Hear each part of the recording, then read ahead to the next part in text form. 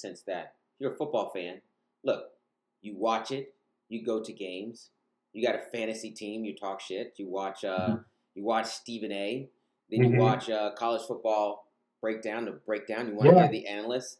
You throw a little money at it. Maybe you got friends you wager in it. I mean, at the end of the day, it's a major attention stack for you, all in, and you're doing a series of things in the spirit of football. I don't understand the struggle with people to look at gaming the same way we look at the NFL or football in general as an enterprise and say people participate at all levels and across the range in yeah. gaming the same way they want to put the one thing is gaming doesn't have quite the explosion of merch. And maybe that's what we need. And I talked about that.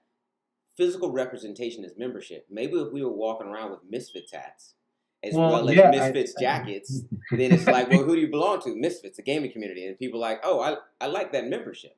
Yeah, I think well, I call them esports orgs. Like, I don't know if there's so much like esports orgs anymore versus just like portfolios of where they want to spend that, where those people that were once esports orgs now are maybe like they're developing games, coming out with more merch or coming out with events and things. Kind of like we diversified a lot from esports.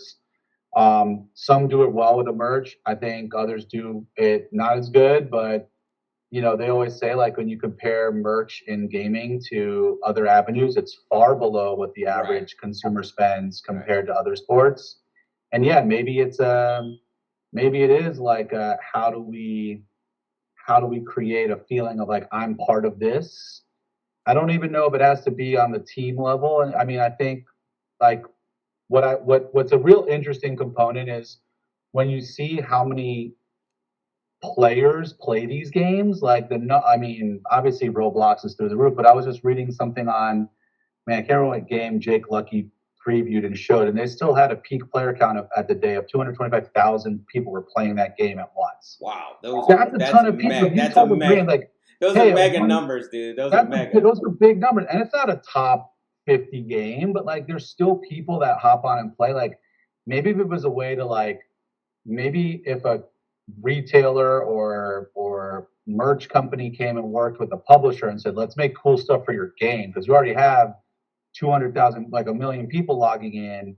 How do we like make those people feel like, man, I'm part of this like Roblox community or part of this Valorant community that is more than just separated by esports orgs, but